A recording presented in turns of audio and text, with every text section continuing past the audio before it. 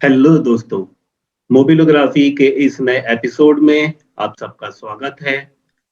आज बहुत स्पेशल ये एपिसोड है क्योंकि रिपब्लिक डे है और आज के हमारे गेस्ट भी बहुत स्पेशल हैं। इस टॉक शो में आज हम बात करने वाले हैं श्री पुनीत भटनागर से। पुनीत जी मूलतः उज्जैन मध्य प्रदेश के हैं।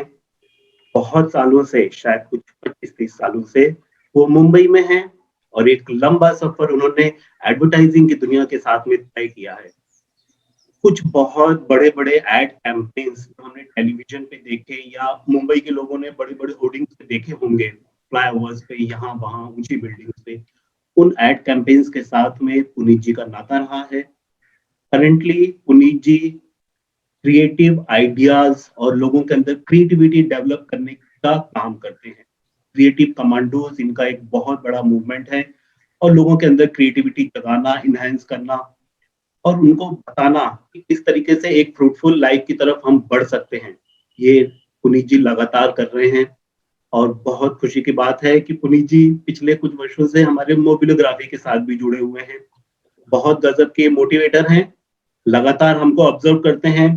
कई बार मैंने पर्सनली उनसे डाँट भी खाई है कई चीज़ों के लिए, तो मैं इसलिए उनका शुक्रगुज़ार भी हूँ और आज हम भी शुक्रगुज़ार हैं कि वो हमारे बीच में हैं। पुनीत जी, आपका इस शो में बहुत-बहुत स्वागत है। धन्यवाद, धन्यवाद आशीष। ये एक बहुत खूबसूरत इस इंट्रोडक्शन के लिए। और सबसे पहले मैं आपके सभी दर्शकों को गणतंत्र दिवस की शुभकामनाएं देता हूं। जी, आज का दिन सचमुच में बहुत महत्वपूर्ण दिन है और इस दिन आपने मुझे आमंत्रित किया अपने इस प्यारे से शो पर। इसके लिए बार-बार आपका धन्यवाद। दर्शकों, बहुत थोड़ी-सी बात हम करने वाले हैं मोबिलोग्राफी के ऊपर क्योंकि पुनीत जी ने मुझे कहा कि भई मोबाइल फ़ोटोग्राफ़ी मैं बहुत ज़्यादा करता नहीं हूँ। मैंने कहा सर हम तो फ़ोटोग्राफ़ी नहीं, हम तो क्रिएटिविटी के ऊपर बात करने वाले हैं। तो पुनीत जी आज हमको ना बहुत सारे गाइडेंस देने वाले हैं और हम उनकी बहुत आज मदद लेने वाले हैं। तो प्लीज़ आराम से ध्यान से सुनिएगा कि पुनीत जी क्या बोल रहे हैं। हम शुरुआत करते हैं पुनीत जी, थोड़ा-सा कुछ बैकग्राउंड के बारे में बताइए, अपनी क्रिएटिव लाइफ़ के बारे में बताइए। आज जहाँ जिस स्थिति पे हैं, वहाँ तक पहुँचना कैसे हुआ? प्लीज़ वो बताइए। मैं आपको बताऊं कि आपकी तरह मेरी शुरुआत भी उज्जैन में ही हुई और मैं दिल से आज भी अपने आप को एक उज्जैनी मानता हूँ। और मानता क्या हूँ, मैं हूँ। और उज्जैन से जुड़ा हुआ हूँ, उज्जैन आता रहता हूँ। और हालांकि आज जब हम बात कर रहे हैं तो शायद पूरी दुनिया के लोग हमसे जुड़े हैं, पर मैं एक छोटी सी बात बताना चाहता हूँ कि किस तरह से हमारा जो परिवेश है वो सहायक होता है हमारे व्यक्तित्व को गढ़ने में।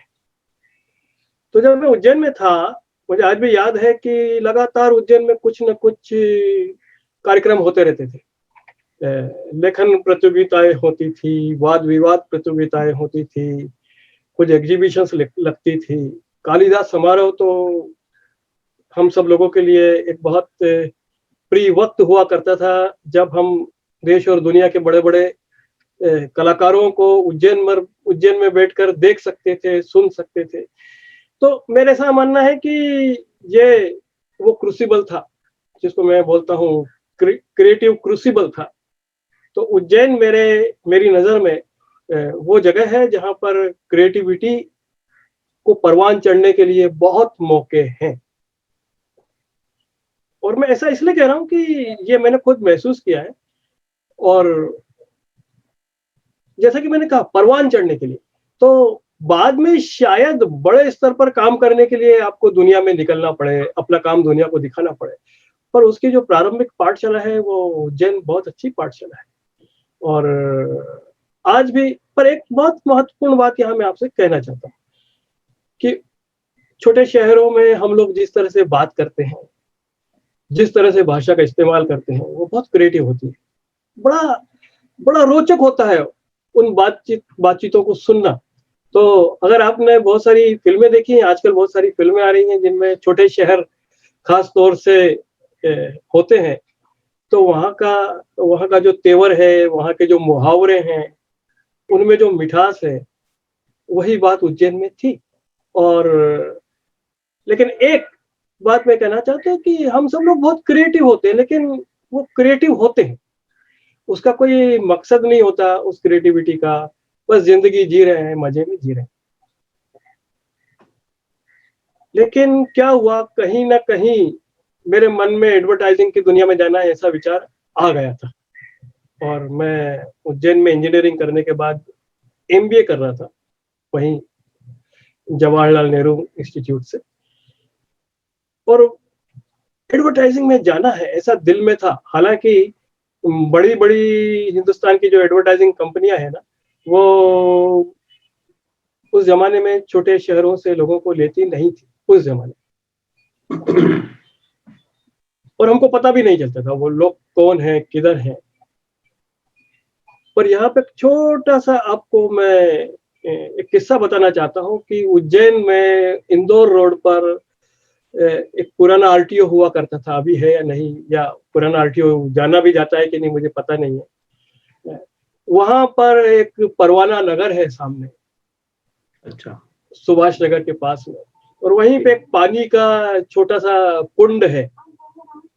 पानी इकट्ठा हो जाता, मतलब वो अपने आप पानी वहां इकट्ठा हो जाता था, एक ऐसा पानी का बड़ा सा तालाब भरा होता था। मुझे आज भी याद है कि मैं एक दिन शाम को 5 या 6 बजे उस तालाब के पास से जा रहा था, और जाते जाते मैंने देखा सामने से सूर्य अस्त हो रहा था, और पता नहीं क्या हुआ, एक पल के लिए मैं वहां थमा, सूरज को देखता रहा, और मेरे दिल में ख्याल आया मैं तो एक कलाकार हूँ। मैंने आज तक शायद ये कहानी किसी को बताई ना होगी, पर वो क्षण था जब मैंने कहा मैं कलाकार हूँ। और इसका महत्व इसलिए भी है आशीष कि मैं इंजीनियर था, राइट। मैं मार्केटिंग में एमबीए कर रहा था, तो कहीं ना कहीं मेरा कैरियर तो कहीं और होना था, लेकिन मेरे दिल में ये भाव आया कि मैं कलाकार हूँ। पता नहीं वो सूरज था, या वो पानी का गंदा डबरा था, या वो क्षण था शायद जिसने सब कुछ मिलाकर वो एक चीज, एक भाव मेरे मन में डाला, और मैंने कहा कि मैं कलाकार हूँ। और मैं कहता हूँ कि यहाँ से मेरी क्रिएटिव जर्नी शुरू हुई। ओके। क्योंकि उसके बाद अचानक दुनिया को देखने का मेरा नजरिया बदला, मेरा नजरिया बदला। और मैं आपसे कहना चाहता हूँ, क्योंकि मोबिलोग्राफी को मैं बहुत करीब से देख रहा हूँ, पहले दिन से देख रहा हूँ मेरे ख्याल है, और आपसे कई बार मुलाकात हुई है, मोबिलोग्राफी के कई दोस्तों को मैं जानता हूँ, उनसे प्रभावित होता हूँ। तो एक बात कहना चाहता हूँ कि मैं एक कलाकार हूँ, ये भाव जब आ जाता है उसके बाद गेम अलग हो जाता है। तो सबसे पहले मैं यही बात शेयर करना चाहता हूँ। और उसके बाद फिर मैंने कोशिश की एडवर्टाइजिंग की दुनिया में जाने की। हिंदुस्तान की सबसे बड़ी एड एजेंसी थी उस वक्त लिंटास, उसमें मैंने काम किया। बाद में बेट्स क्रिएटिविटी की दुनिया में एक अच्छी एजेंसी है, उसमें काम किया। मेरे बनाए कुछ कैंपेन आपने देखे होंगे। आज हम गणतंत्र दिवस पर बात कर रहे हैं, तो और भी खुशी के साथ कहता हूँ कि मैंने एक कैंपेन बनाया, टाटा नमक, देश का नमक। मैंने देश का नमक खाया है, ये कैंपेन था। शायद आप सब लोगों ने देखा ही होगा, क्योंकि ओरिजिनल कैंपेन मैंने सोचा था सबसे पहले। ओके। इसके अलावा स्टार न्यूज का मैं क्रिएटिव हेड रहा, और वहां पर भी स्टार न्यूज का जो लॉन्च हुआ था उस थिंक टैंक में शामिल था मैं। और स्टार न्यूज आपको रखे आगे, उसके बारे में भी मैंने सोचा। और इसके अलावा मजेदार बात यह है कि केबीसी तो बरसों से चल रहा है। कौन बनेगा करोड़पति का सीजन पहला जो था, उसमें मुझे बड़ा गर्व है कि मैंने अमिताभ जी के साथ बहुत करीब से काम किया। और उसका जो पहला कैंपेन था, पहले सीजन का जो कैंपेन था, कौन बनेगा करोड़पति, 9 बज गए क्या, वो मैंने किया था। उसका लॉन्च सीजन था वो। और पर ये सब इस सब की शुरुआत मैं कहता हूँ उस पानी के डबरे से हुई। लोग ये तो देखते हैं, पर मैं कहता हूँ कि वो एक छोटा सा डिसीजन था, वरना मैं शायद आज किसी कंपनी में बैठकर मार्केटिंग मैनेजर होता और साबुन तेल बेच रहा होता। आज के दिन में अलग तरह की जिंदगी जी रहा हूँ, वो अलग तरह के काम कर रहा हूँ, आप जैसे लोगों से क्रिएटिव बात कर रहा हूँ। तो बस यही मैं कहना चाहता हूँ कि वो एक स्टांस होता है, क्रिएटिव स्टांस बोलता हूँ मैं उसको। द मोमेंट यू से आई एम क्रिएटिव पर्सन, चीजें बदलती। सर, और अभी जैसे मोबिलोग्राफी का जिक्र आया, लगातार आप तो ऑब्जर्व कर ही रहे हैं, तो ये जो कभी आपने कहा भी था, it's just not about clicking, ये बात ना कुछ नजरिए की है, तो हमारे दर्शकों को थोड़ा सा उस पर डिटेलिंग कीजिए ना प्लीज। उसके पहले मैं कहना चाहता हूँ कि मैं मोबिलोग्राफी को सिर्फ ऑब्जर्व नहीं करता, मैं बहुत गहरे से स्टडी करता हूँ। मतलब मोबिलोग्राफी मेरे ख्याल से उन कुछ चंद ग्रुपों में एक है जिनको मैं रोज देखता हूँ। शायद हर दिन लाइक या शेयर नहीं करता हूँ, पर मैं बहुत करीब से देखता हूँ और मुझे लगता है ये बहुत पर्पसफुल काम वहां पर हो रहा है, बहुत पर्पसफुल काम हो रहा है।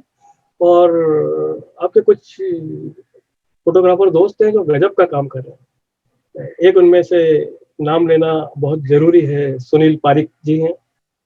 मैं उनका जबरदस्त फैन हूँ, ऐसा बोलूंगा।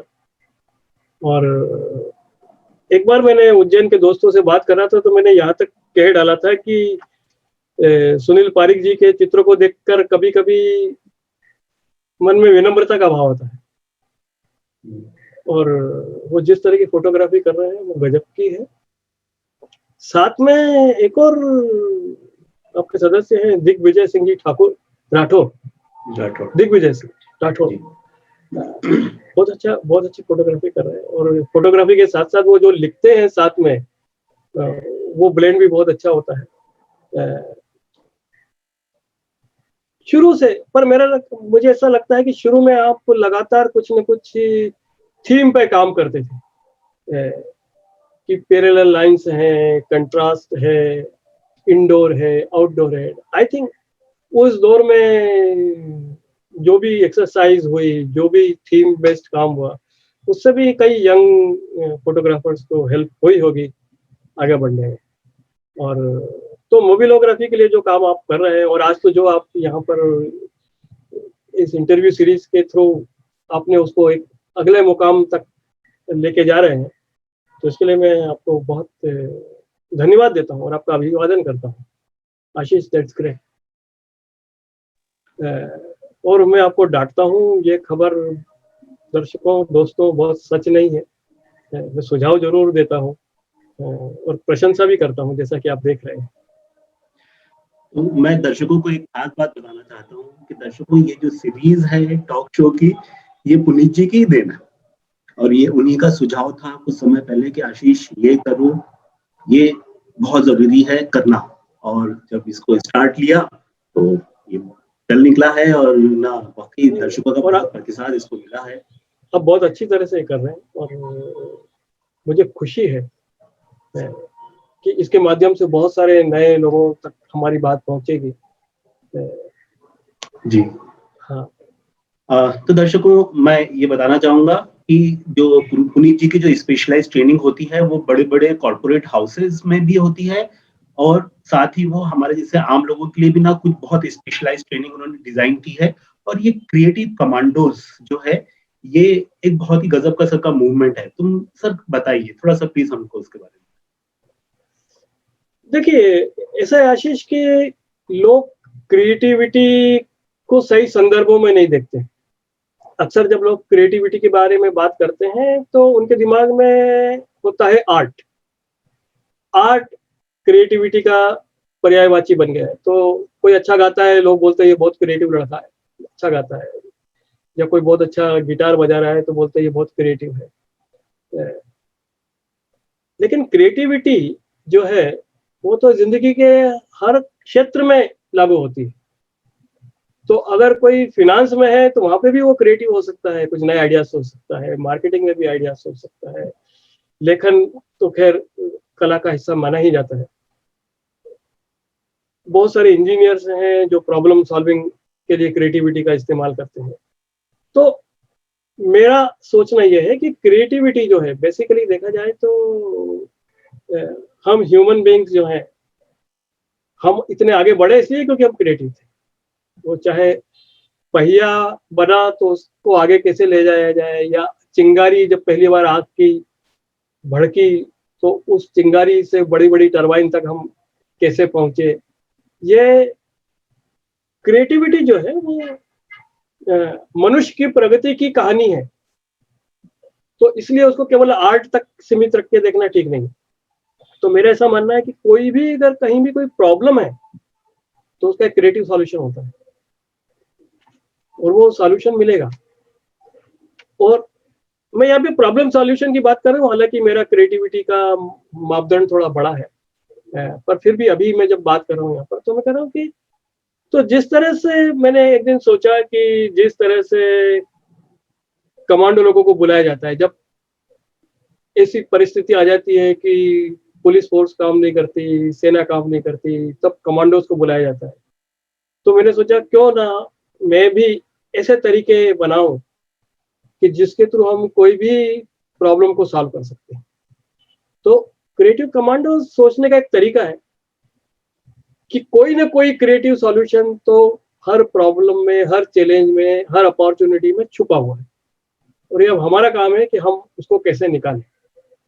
तो क्रिएटिव कमांडोज मेरी ट्रेनिंग कंपनी का नाम है और एक तरह का मोमेंट है, जैसा कि आपने कहा कि हम क्रिएटिव सोच के साथ नए नए अवसर बना सकते हैं, प्रगति की ओर बढ़ सकते हैं और रुकना नहीं है, कोई ना कोई सॉल्यूशन मिलेगा। ये सोच ही क्रिएटिव कमांडोज का एसेंस है। जी। हम सब जो मोबाइल फोटोग्राफर्स हम जो हैं, हम तो बेसिकली कंपोजिशन, फ्रेमिंग इन सारी चीजों में ही हमारा तो जीवन निकला जा रहा है। मगर ये जो आइडियाज, अब हमारे जो आइडियाज हैं उनको हम और बेटर कर सकें, उनको हमारी जो फ्रेमिंग फोटोग्राफी है, कंपोजिशंस हैं, हम वो आइडियाज को उसमें किस तरीके से इनकॉर्पोरेट करें, इसके लिए प्लीज कुछ हमको बताइए। देखिए, तो मैं आपसे ये कहूंगा कि मैं सीधे सीधे फोटोग्राफी की बात नहीं करता हूँ, पर फोटोग्राफी देखा जाए ना तो जो पूरी क्रिएटिव प्रोसेस है उसके एकदम पैरेलल चलती है। और पैरेलल क्यों चलती है? मैं तो कहता हूँ कि फोटोग्राफी एक आर्ट है, फोटोग्राफी एक आर्ट है और जिस तरह से एक आर्टिस्ट, एक क्रिएटिव व्यक्ति सोचता है वही फोटोग्राफर के सोचने का तरीका है। तो फॉर एग्जाम्पल मैं कहूंगा कि जब कोई ब्रीफ मेरे पास आती है, जैसे हम एडवर्टाइजिंग में मैं काम करता था, एक ब्रीफ आती है तो कोई एक मार्केटिंग प्रॉब्लम आपके सामने प्रस्तुत किया जाता है। अब आप उसको सॉल्व कैसे करेंगे? तो सबसे पहले हमारा जो तरीका होता है, एक चीज को देखने के कई नजरिए हो सकते हैं, कई नजरिए हो सकते हैं, तो कई एंगल हो सकते हैं, कई पॉइंट ऑफ व्यू हो सकते हैं। तो आप कौन से पॉइंट ऑफ व्यू से देख रहे हैं कभी कभी बहुत इंपॉर्टेंट होता है। तो जैसा कि मैंने शुरू में बोला है कि वो जब स्टांस है, क्रिएटिव स्टांस, तो आप ये समझिए कि एक गुलाब है और उसके ऊपर एक भंवरा बैठा है। तो एक लेखक शायद उसके अंदर प्रेम ढूंढ लेगा और कहेगा कि ये भंवरा, और भंवरा जो है वो फूल के आसपास मंडरा रहा है, फूल की खूबसूरती उसको अट्रैक्ट करे।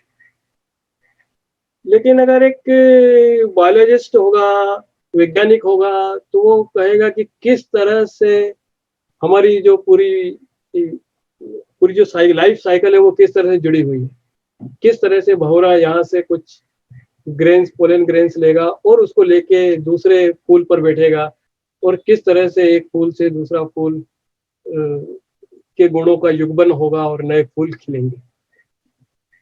वो उसकी दुनिया अलग है, वो अपनी दुनिया में देख रहा है।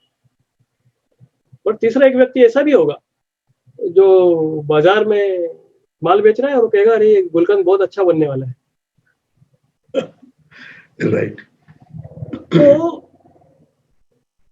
जो परिस्थिति है वो तो वही है, देखने के नजरिए अलग है, देखने के पॉइंट ऑफ व्यू है, और कौन देख रहा है वो बहुत इंपॉर्टेंट है। तो जो मैंने बोला सबसे पहले वो स्टांस जरूरी है कि मैं तो कलाकार हूँ, क्योंकि अगर मैं कलाकार हूँ तो मैं कला के पॉइंट ऑफ व्यू से देखूंगा, मैं कला के नजरिए से देखूंगा, और उस केस में मेरी फ्रेमिंग अलग होगी, मेरा एक फ्रेम अलग होगा। ये ये हंसी मजाक की बात थी, लेकिन ये बहुत इंपॉर्टेंट बात है, क्योंकि मेरा कहना है वो जो सेल्फ इमेज है वो बहुत इंपॉर्टेंट होती है। तो हम भी ब्रीफ को एक फ्रेम में देखते हैं। तो मैं फ्रेमिंग का आपको एक दूसरा उदाहरण दूं तो आप लोग बोल सकते हैं, लोग जिंदगी भर ढूंढते रहते हैं कि जिंदगी का मतलब क्या है, what is the meaning of life. और आप जिंदगी भर ढूंढिए, आपको मतलब नहीं मिलेगा मीनिंग क्या है, क्योंकि वो इतना कॉम्प्लेक्स है। बट सोचने का एक दूसरा तरीका यह है, आप पूछिए अपने आप से कि how can I make my life meaningful. जब आप सवाल इस तरह से पूछेंगे तो आपके सामने कुछ एक्शन पॉइंट्स आएंगे, मैं मीनिंगफुल बना सकता हूँ, कैसे बना सकता हूँ। तो उसी तरह से मेरा कहना है कि एक आर्टिस्ट जो होता है ना, वो खाली अपने क्राफ्ट के साथ काम नहीं करता, वो सोचता है एक आर्टिस्ट की तरह। मुझे लगता है ये सोचना एक कलाकार की तरह बहुत महत्वपूर्ण है, इसके ऊपर काम करना चाहिए। मैं मोबिलोग्राफी का आपका एक इंटरव्यू सीरीज में देख रहा था, सुनील पारिक जी से आप बात कर रहे थे, उन्होंने एक बहुत रोचक बात की। उन्होंने कहा कि पहले भी मैं कहीं जाता था और देखता था, लगता था ये दृश्य तो बहुत अच्छा चित्र बनेगा, पर मेरे पास कैमरा होता नहीं था। कैमरा नहीं था लेकिन चित्र उनके दिमाग में बन रहा था, वो एक नजरिए से उस चित्र को देख रहे थे। तो वो अंदर का कलाकार है, अंदर का कलाकार है। तो उस नजरिए से स्थिति को देखना, आई थिंक वो भी कल्टीवेट करना पड़ता है, और वो सबसे महत्वपूर्ण है। इसमें मैं आपको ये बोलूंगा कि कई बार हम क्या करते हैं, स्पेशली फोटोग्राफी में मोमेंट का तो बहुत महत्व होता है। कभी कभी कोई चित्र होते हैं जो उस मोमेंट पे ही मिलते हैं, पर कई बार ऐसा भी होता है कि कुछ भी बदलता नहीं, सब कुछ वैसा का वैसा है। तो क्या मैं 3 4 5 अलग अलग नजरिए से उस स्थिति को देख सकता ओके।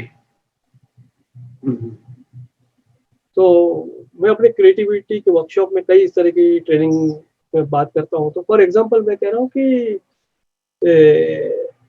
एक दृश्य आपके सामने है, तो बच्चा बन के देखिए उस दृश्य को, बूढ़ा बनकर देखिए उस दृश्य को,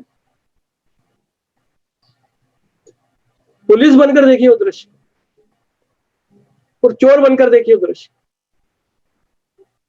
तो शायद वो दृश्य के मायने आपके लिए बदलेंगे, और जब मायने बदलेंगे तो आपका फ्रेम भी बदलेगा। राइट। आप फिर चोर के फ्रेम से देखिए। मैं आपको छोटी सी कहानी बताता हूँ। मेरे एक दोस्त हैं जो कॉम्बैट ट्रेनर है, एक दोस्त है जो कॉम्बैट ट्रेनर है और दुनिया की बड़ी बड़ी सीक्रेट सर्विसेज को ट्रेनिंग देते हैं। एक बार मैं उनके साथ एक पुलिस हेडक्वार्टर में गया, एक बड़े पुलिस अधिकारी से हमारी मीटिंग होने वाली, और मीटिंग हुई। उस मीटिंग के दौरान वो अधिकारी ने मेरे दोस्त से पूछा कि हमने रिनोवेशन कराया, कैसा लग रहा है आशीष, बड़ा इंटरेस्टिंग है। तो कैसा लगा? उन्होंने कहा ये रिनोवेशन तो अच्छी बात है, लेकिन जब मैं आपके हेडक्वार्टर में आया, नीचे से चलता हुआ ऊपर तक आया, और मैं आपके वॉशरूम में गया, और वहां से आपके पास आके बैठा। इतनी छोटी सी मेरी जो जर्नी है उसमें कम से कम 13 ऐसी जगह है जहां से मैं एक टेररिस्ट की तरह अंदर घुस सकता हूँ। फिर उनका पूरा नजरिया जो है वो ये है, वो टेररिस्ट की नजर से देखते हैं कि एक टेररिस्ट कहाँ से आ सकता है, कहाँ से हमला कर सकता है, और इसीलिए वो उसका फिर तोड़ निकालते हैं। तो आई एम सेइंग एक ही जगह पे वो एक आर्किटेक्ट अगर उस हेडक्वार्टर को देखता है, वो बोलता है अरे बहुत खूबसूरत बनाया है। तो मेरा कहना है कि कभी कभी अपने आप को, अपना रोल चेंज कर लेना और सोचना है कि मैं आज मैं नहीं हूँ, मैं आज एक मछुआरा हूँ, या मैं आज एक सेल्समैन हूँ। आई थिंक हमको सडनली बहुत सारे नए फ्रेम दिखेंगे, और जब हम उस फ्रेम से उस चित्र को पकड़ेंगे तो शायद एक नया चित्र बनेगा। तो ये नजरिया लगातार बदलते रहना, आई थिंक ये क्रिएटिव प्रोसेस का हिस्सा है। जी सर, क्या आपको लगता है कि ये जो एडवेंट ऑफ मोबाइल है, ये मोबाइल के आने के बाद जो हमारा क्रिएटिव कॉग्निटिव प्रोसेस है, इसमें बहुत ज्यादा चेंज आया? ये क्या बहुत रैपिड हुआ है? आपकी क्या स्टडी है इस मामले में? और स्पेशली अभी जो मोबाइल कैमरास हैं, इसने ना हमारे नजरिए को और हमारे जो विजुअल सेंस को बहुत ज्यादा आंदोलित भी कर दिया है। तो अब आपकी जब ट्रेनिंग्स होती हैं या पहले आप ट्रेनिंग देते थे, तो क्या कुछ परिवर्तन अब इसमें आ रहे हैं? मैं आपको बताऊं कि परिवर्तन आया है। कुछ परिवर्तन बहुत अच्छे हैं और कुछ परिवर्तन ऐसे हैं जिनके बारे में हमको 2 पल रुककर सोचना चाहिए। मैं दोनों की बात आपसे करूं। तो पहला परिवर्तन तो ये आया कि पहले हम जब कैमरे यूज करते थे तब बकायदा एक रील खरीदनी पड़ती थी, उसको धुलवाना पड़ता था। तो जब हम एक फोटो लेते थे, शूट करते थे, तो बहुत सोच समझ के लेते थे कि अरे यार इसमें पैसा खर्च होने वाला है, नंबर 1। नंबर 2, अगर रील खत्म हो गई तो मैं अब फोटो नहीं ले सकता। तो एक लिमिटेशन मेरे सामने थी। मुझे लगता है कि डिजिटल कैमरे आने के बाद और स्पेशली मोबाइल में आने के बाद अब वो दुविधा खत्म हो गई है। तो हमारे पास आजादी आ गई है, हमारे पास आजादी आ गई है।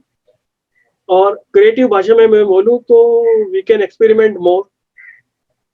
अब हम खुल के एक्सपेरिमेंट कर सकते हैं and we can be more playful. जो मैंने बोला बच्चे बन के सोचो, तो बच्चे की तरह अब हम सोच सकते हैं, हम वी कैन बी प्लेफुल। मैंने जो बोला ना कि मैं एक ही चीज को 5 एंगल से ले सकता हूँ, क्या मैं 50 एंगल से ले सकता हूँ, क्योंकि मेरे पास सुविधा है। और जो अच्छा नहीं है उसको मैं डिलीट कर सकता हूँ या इसको किसी हार्ड डिस्क में ट्रांसफर कर सकता हूँ। तो आई थिंक प्लेफुलनेस के लिए हमारे पास मौके बढ़ गए, number 1। And I think that is a very very very good thing that happen to photography. इसलिए भी, पर मुझे मालूम नहीं कि अब लोग उसको कितना उस तरह से इस्तेमाल कर रहे हैं। मैं यहाँ पे एक छोटा सा उदाहरण देता हूँ। मुझे पता नहीं है कि आपका ये शो कितने मिनट तक चलता है। मैं अपने दिल की बात आपसे जी कर रहा हूँ, क्योंकि ऐसे मौके भी बार बार नहीं मिलते जब हम इस मुद्दे पर इतनी बात करते हैं। तो आशीष, अब इसको हम अगर देखें ना, तो यहाँ पे एक मैं थॉट इंट्रोड्यूस करना चाहता हूँ, कॉन्सेप्ट इंट्रोड्यूस करना चाहता हूँ। जो हमारे गायक लोग हैं वो रोज सुबह उठ के रियाज करते हैं। जो इंस्ट्रूमेंट बजाते हैं वो लोग रियाज करते हैं, और वो लोग आर्टिस्ट हैं। वो लोग अपने आप को आर्टिस्ट मानते हैं, दुनिया उनको आर्टिस्ट मानती है, रियाज। और मुझे ऐसा लगता है वो रियाज उस कला का बहुत महत्वपूर्ण पार्ट है। वो बहुत पहुंचे हुए उस्ताद भी रियाज करते हैं। राइट। और रियाज का मतलब ये नहीं है कि हम लगातार जो आता है उसको रिपीट करें। रियाज का मतलब है हम एक्सप्लोर कर रहे हैं अपने राग को या अपने इंस्ट्रूमेंट को, हम एक्सप्लोर कर रहे हैं। आई थिंक अगर हम बोले कि फोटोग्राफी एक कला है तो उसमें भी रियाज फिर जरूरी है। करेक्ट। अक्सर होता है क्या है कि हम सोचते हैं कि मैंने ये फोटो ले लिया और मैं तो फाइनल फोटो ले रहा हूँ, परफेक्ट फोटो लूंगा, मेरे फोटो के कंपोजिशन से अच्छा तो और किसी का होगा नहीं, या मैं सिंगल से ले रहा हूँ जैसा दूसरा किसी ने देखा नहीं होगा। पर आई थिंक एक कलाकार के रूप में अगर सोचे ना तो प्लेफुल होने की जरूरत है, रियाज की जरूरत। तो कई बार हमको शायद सिर्फ निकल पड़ना चाहिए कि मैं आज इस तरह से फोटो लेके देखता हूँ क्या होता है। और मेरा मानना है कि जो अच्छे फोटोग्राफर्स हैं वो ऐसा करते हैं, ऐसा नहीं कि वो नहीं करते। पर चूंकि मोबिलोग्राफी एक बहुत बड़ा ग्रुप है, मेरे ख्याल से आपके 10,000 से ज्यादा मेंबर होंगे, जिसमें यंग लोगों से लेके उस्ताद लोगों तक सब शामिल है। तो मैं ये थॉट इंट्रोड्यूस करना चाहता हूँ कि ये जरूरी है। हर बार हम फाइनल फोटो नहीं ले रहे, हर फोटो को मुझे सोशल मीडिया पर नहीं डालना है। मैं सीख रहा हूँ, मैं कुछ नया बना रहा हूँ। और कभी कभी इस प्लेफुलनेस के कारण बहुत सारी हमको ऐसी चीजें मिलती है जो अदरवाइज मिलती नहीं। राइट। तो आई थिंक ये डिजिटल फोटोग्राफी ने बहुत बड़ा काम किया है। तो इसने हमको रियाज करने की ताकत दे दी है, रियाज करने की हमको आजादी दे दी है, जो पहले कम थी क्योंकि महंगा सौदा था फोटोग्राफी। नंबर 2 जो मेरे दिमाग में आता है मोबाइल फोटोग्राफी के कारण ये हुआ है कि कैमरा हर वक्त आपके पास होता है। पहले क्या था कि इवन हमारे एडवर्टाइजिंग में भी हमारे जो साथी थे, प्रोफेशनल फोटोग्राफर थे, वो हमेशा तो कैमरा लटका के घूमते नहीं थे, है ना। और कई बार वो मन में ही फोटो खींचना पड़ता था, अरे यार ये बहुत अच्छा लगता अगर फोटो खींच लेता। बट आज की तारीख में कैमरा हमेशा मौजूद है और आप हर पल फोटोग्राफर हो सकते हैं। आई think that is a great thing. बहुत सारे ऐसे पल जो अदरवाइज पकड़ में नहीं आते, मोबाइल कैमरा के कारण पकड़ में आने लगे। तीसरी चीज ये हुई कि पहले कुछ गिने चुने लोग फोटोग्राफी करते थे, और देखा जाए तो वो होते थे, वो लोग वो होते थे जो सोचते थे मैं तो कलाकार हूँ, पैसा खर्च करते थे, एक्सेसरीज खरीदते थे, मतलब कमिटेड होते थे। पर आज की तारीख में हर व्यक्ति फोटोग्राफर है। मेरे ख्याल से आज की तारीख में कैमरे कम है और असली कैमरे कम है और मोबाइल कैमरे ज्यादा है। राइट। राइट। और हर व्यक्ति के पास फोटोग्राफर होने की आजादी है और लोग यूज भी करते हैं। मतलब सेल्फी के लिए तो मेरे ख्याल है करीब करीब सभी लोग यूज करते हैं। तो इसके कारण यह हुआ है कि संभावनाएं बढ़ गई है, संभावनाएं बढ़ गई है। कुछ बहुत अच्छे कलाकार जो पहले छुपे रह जाते क्योंकि उनके पास इतना पैसा नहीं होता था कि वो बड़ा कैमरा खरीद सके, वो भी अब सामने आ सकते। लेकिन इसका एक दूसरा पक्ष है जिसके ऊपर मैं ध्यान दिलाना चाहता हूँ। मुंबई में एक काला घोड़ा फेस्टिवल होता है, आर्ट फेस्टिवल, और उसमें कुछ बहुत अच्छे अच्छे इंस्टॉलेशन होते हैं। आप ये समझिए कि अगर मुंबई में रहते हैं तो वहाँ हर साल उस फेस्टिवल में जाना तो जरूरी है। अब आप वहाँ जाइए, एक से एक इंस्टॉलेशन है, लेकिन लोग उस इंस्टॉलेशन को ध्यान से नहीं देखते। वो सबसे पहले जाके उसके साथ अपना फोटो खींचते, एक सेल्फी लेते। लोग सबसे पहले फोटो लेके उसको इंस्टाग्राम पर पोस्ट करना चाहते। तो इस पूरी प्रोसेस में क्या हुआ कि वो जो आर्ट है जिसको अप्रिशिएट करना है मुझे, एक कलाकार ने क्या सोच के ये मूर्त बनाई होगी, उसने ये मटेरियल क्यों यूज किया, दूसरा मटेरियल कोई यूज नहीं किया। उसने इसको फिनिशिंग कैसे दिया, उसने इसमें कहीं पे एक डेंट छोड़ दिया क्या, उसको पूरा पॉलिश नहीं किया। तो हो सकता है कलाकार ने बहुत सोच समझ कर एक बारीक चीज छोड़ दी होगी, पर हम उतनी बारीक नजर से उसको देख ही नहीं रहे। तो क्या हुआ है, ये मोबाइल कैमरा जो है ना, ये कहीं ना कहीं एक पर्दा बन गया, एक शील्ड बन गया। हम अपनी आंखों से, मन की आंखों से दुनिया को नहीं देख रहे हैं, हम मोबाइल कैमरे की नजर से दुनिया को देख रहे हैं। एग्रीड। और उसमें हो क्या रहा है कि वो एक छोटा सा जो फ्रेम है उसमें दुनिया कैद हो रही है, और इस छोटे से फ्रेम की जो लिमिटेशंस है उतनी ही दुनिया दिख रही। तो बहुत सारी संभावनाएं जो है ना, तो मैंने अब दो बात बोली। तो एक तो कलाकार होने की संभावना बढ़ गई, लेकिन दूसरी तरफ उसके रास्ते में एक रोड़ा भी आ गया। तो जो इन दोनों बातों को समझ लेगा, मेरे ख्याल से उसके लिए मोबाइल कैमरा बहुत काम का है। सर, और हमारे दर्शक जो आपके क्रिएटिव कमांडोज मूवमेंट के साथ जुड़ना चाहें तो उनको क्या करना पड़ेगा? उनको क्या करना पड़ेगा, सबसे पहले तो उनको मन में सोचना मैं क्रिएटिव हूं तो वो मेरे साथ जुड़ गया, है ना। नंबर दो, क्रिएटिव कमांडोज के रूप में मैं फेसबुक पर हूँ, लिंक्डइन पर हूँ, और ब्रेनस्टॉर्मिंग विद पुनीत भटनागर के नाम से, जैसे आप वेबिनार करते हैं, मैं भी क्रिएटिव लोगों के साथ बात लगातार करता हूँ। वो मुझसे जुड़ सकते हैं, मुझे लिख सकते हैं, मेरा नंबर सब जगह मौजूद है, और बेझिझक मुझसे बात कर सकते हैं।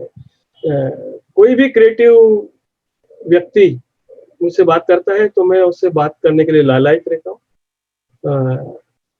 हाँ, तुरंत मैं जवाब न दे सकूं ये संभव है, पर मैं पलट कर आता हूँ, बात करता हूँ, और फिर हम बात को आगे लेके जा सकते हैं।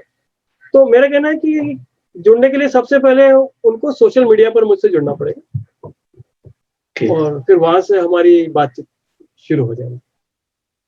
जी सर, तो बहुत ही सार्थक हमारी ये बातचीत थी। इसका जो अंतिम हिस्सा है इसमें ये कि दर्शकों के लिए, स्पेशली मोबाइल फोटोग्राफी, मोबियोग्राफी के जो दर्शक हैं और नए लोग जो इसको एपिसोड को देखने वाले हैं, उनके लिए आपका क्या विशेष संदेश है? मेरा विशेष संदेश तो एक तरह से मैं दे ही चुका हूँ, जो भी बातें मैंने कही। पर एक बहुत महत्वपूर्ण बात जो अभी छूट गई है, जो मैं कहना चाहता हूँ, वो ये है कि फोटोग्राफी के, मैं अभी फोटोग्राफी से ही जुड़ी हुई बातें कर रहा हूँ। मेरा कहना है कि फोटोग्राफी के भी कई लेवल हो सकते हैं। तो पहला लेवल तो यह है कि क्राफ्टिंग के लेवल पर बहुत सारे लोग काम करें, जैसे आपने शुरू में बोला, कंपोजिशन के बारे में सोचते हैं, लेआउट के बारे में सोचते हैं, वगैरह वगैरह। लेकिन इसे एक दूसरा पक्ष भी है, और वो पक्ष ये है कि उस चित्र में स्टोरी क्या है। आज की तारीख में पूरी दुनिया स्टोरी टेलिंग की बात कर रही है। तो मेरा कहना है कि क्या हमारे चित्र में कोई कहानी है। एक अच्छा चित्र मेरी नजर में वो होगा जो उस परिस्थिति में छुपी हुई कहानी को उजागर करता है। या मेरे मन में एक क्यूरियोसिटी आती है कि अरे ये कौन सी जगह है, जहाँ कैसे जाया जाए, इसकी खास बात क्या है, और बहुत सारे सवाल। तो एक फोटोग्राफ होता है जो देख के अच्छा लगता है, अरे वाह, और एक होता है जो आपको एंगेज करता है। तो मेरा कहना है कि मोबिलोग्राफी में दो चीजें जो मैं सोचता हूँ, मुझे लगता है कि हम और भी शामिल कर सकते हैं। एक तो पोर्ट्रेट्स मुझे कम देखने को मिले, तो हो सकता है कि मोबाइल कैमरे की अपनी कुछ लिमिटेशंस हो, बट क्या हम पोर्ट्रेट्स पे काम कर सकते हैं। स्ट्रीट फोटोग्राफी, जिसको क्लासिक मायने में स्ट्रीट फोटोग्राफी बोला जाता है, वो थोड़ा सा समावेश और होना चाहिए। राइट। और स्टोरी टेलिंग। मुझे लगता है स्टोरी टेलिंग पे हम काम करें। तो अगर आप संदेश चाहते हैं तो मेरा संदेश ये है कि फोटोग्राफी इज स्टोरी टेलिंग।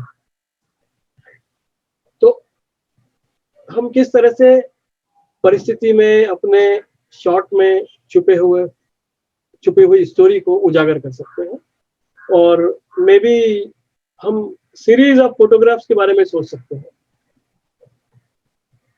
मैं एक लोकेशन में हूँ और अगर उसके मैं 10 अलग अलग चित्र एक साथ आपको बताऊं तो शायद आपके सामने एक पूरी कहानी, एक पूरा मूड क्रिएट हो जाए, तो शायद एक शॉट में नहीं आ पाता।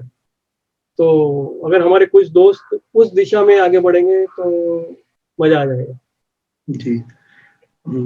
एक अच्छी बात अभी मुझे याद आई कि बहुत सारे हमारे मेंबर्स हैं जो कि पोटेंशियल रखते हैं बहुत अच्छे फोटोग्राफर होने का। आई मीन हर कोई रखता है, सिर्फ जो अच्छे फोटोग्राफर हो गए उन्होंने बहुत एक्सपेरिमेंट किए खुल के और बिना झिझके उन्होंने वो ग्रुप में पोस्ट भी किया। मगर वो सारे मेंबर्स जो आज भी किसी भय के कारण, यार साहब हम तो अच्छी फोटोग्राफी नहीं करते, अरे यहाँ तो इतने अच्छे फोटोग्राफर्स हैं, इनके बीच में कैसे फोटो डालें, इनका झिझक, इनका भय दूर करने के लिए कुछ टिप्स आप प्लीज दीजिए। तो इसमें मैं दो बातें यहाँ पे कहना चाहूंगा। पहली बात तो जब हम शुरू करते हैं, कोई भी कलाकार शुरू करता है तो वो गलतियों से शुरू करता है। और दूसरी बात जो मैं यहाँ पे बोलूँ कि AR रहमान जी जो बड़े दिग्गज कंपोजर है, म्यूजिक डायरेक्टर है, उन्होंने एक बात बोली। उन्होंने बोला अपनी गलतियों को संभाल के रखना, क्योंकि हो सकता है तुम्हारी गलतियां बहुत ओरिजिनल हो। And I think that's fantastic point of view. तो क्या होता है कि पूरी दुनिया में एक्सपर्ट लोग अपनी राय बगाड़ते रहते हैं, मैं जानबूझ के शब्द यूज कर रहा हूँ, बगाड़ते रहते हैं। तो एक्सपर्ट लोग बोलते हैं ऐसा होना चाहिए, कंपोजिशन ऐसी होना चाहिए, लेआउट ऐसा होना चाहिए, और जो नए कलाकार है ना वो भयभीत हो जाते हैं। इतनी सारी बातें। आज मेरे सामने पास एक कैमरा है और मेरे सामने एक नदी बह रही है और नदी के वहाँ एक वो छोटा सा मंदिर है जिसको आपके पारिक जी ने फेमस कर दिया। छोटा सा मंदिर है वो, हाँ। पानी के बीच में, जिसके ऊपर कभी एक चिड़िया बैठी रहती है। गौ घाट वो एरिया है, गौ घाट का। हाँ, तो मैं आपको बताऊं, मैं उज्जैन से हूँ, लेकिन वो मंदिर मेरे दिमाग में नहीं था, पर उतनी बार उसके चित्र में देख चुका हूँ और अलग अलग दिन अलग अलग तरीके से मेरे दिल में आता है आपकी बार जाऊंगा तो वहां जरूर जाऊंगा। जबकि आर्किटेक्चर की दृष्टि से मेरे ख्याल से वो कोई बहुत ग्रेट कलाकृति नहीं है, पर एक कलाकार ने उसको आपके सामने इस तरह से पेश किया है कि आपके दिल में वो आई एम एंगेज नाउ। तो ये मैं कहना चाह रहा हूँ। पर एक नदी बह रही है, ऊपर एक पंछी बैठा हुआ है, मेरे पास वक्त कहाँ है कि मैं कंपोजिशन ठीक करूं, वो हॉरिजॉन किधर है और 1/3 लाइन किधर है और 2/3 लाइन किधर है और कंट्रास्ट किधर है, इतना सोचूंगा तब तक तो पंछी उड़ जाएगा। तो मेरा ऐसा कहना है कि सबसे पहले तो हमको, जो नए लोग हैं, हमको कला में कूद जाना चाहिए। हमको जो भी करना है एक्सपेरिमेंट करते रहना चाहिए, गलतियां करते रहना चाहिए। नंबर 2, कुछ बातें कंपोजिशन की जरूरी है, उनको हम सीखें, लेकिन कहाँ पे हम रूल तोड़ सकते हैं वो भी इंपॉर्टेंट है। तो मेरा कहना है कि नए लोगों को कोई ना कोई मेंटोर जरूर रखना चाहिए, ऐसी मेरी राय है। आप किसी अच्छे फोटोग्राफर के साथ बात करेंगे तो आपको अपनी राय देंगे, और अच्छा मेंटोर वो होगा जो आपको सिर्फ गलतियां नहीं बताएगा, आपकी अच्छी बातें भी बताएगा। और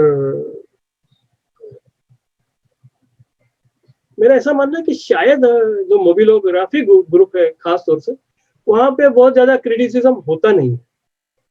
राइट, सब लोग लाइक ही कर देते हैं या तारीफ कर देते हैं। तो नए बच्चों के लिए इतना भयभीत होने की भी जरूरत नहीं है। वहाँ पे एक तरह का एनकरेजमेंट का माहौल है। या आप चाहें तो कुछ हैशटैग्स क्रिएट कर सकते हैं कि भाई नया बंदा है, नए बंदे की फोटोग्राफी, ऐसा कुछ क्रिएट कर सकते हैं, तो वेयर अदर पीपल डोंट जज इट ऑन सर्टेन पैरामीटर्स। हाँ, राइट। वहां वो ये देखें कि चलो ये नया बंदा है, ये कुछ कर रहा है और how I can help this person, वो भी एक तरीका हो सकता है। ठीक है, हम पर कोशिश नए करते हैं। नए बंदों से मेरा खास तौर से ये कहना है कि बेशर्म होके हमको अपना काम दिखाना चाहिए।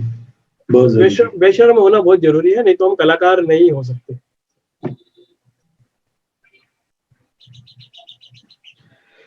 बस सर, पुनीत जी बहुत बहुत शुक्रिया आपका, आपने इतना समय आज निकाला।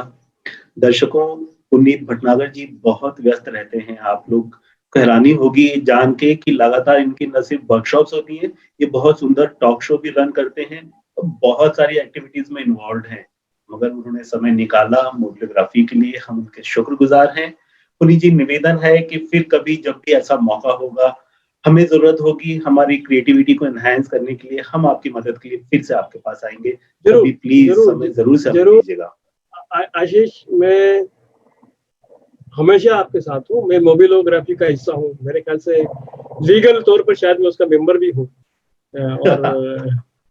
और मैं हमेशा आपके साथ ही हूँ।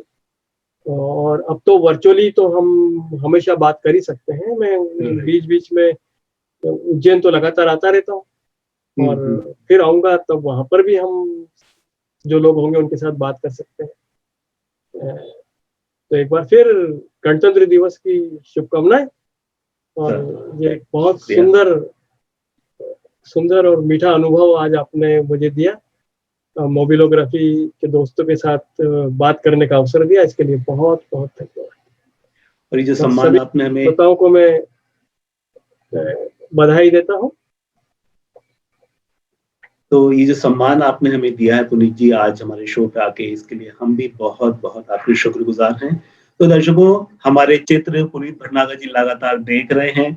ओके, तो बहुत अच्छे से अपनी क्रिएटिविटी को एक्सपेरिमेंट के साथ में बढ़ाते जाइए और चित्र खींचिए, अच्छे से खुल के खींचिए। सबसे निवेदन है कि अपने पोस्ट डालिए। ये टॉक शो जो है ये आप देखिए, इसको शेयर कीजिए, लोगों तक पहुंचाइए, चैनल पे आइए, सब्सक्राइब भी कीजिए, खुल के फीडबैक दीजिए। जो भी क्रिटिसिज्म है आप खुल के बताइए, हम हर चीज दिल से स्वीकार करेंगे। आप सबको शुक्रिया, पुनीत जी को शुक्रिया, थैंक यू। फिर से आपको रिपब्लिक डे की शुभकामनाएं। Happy clicking.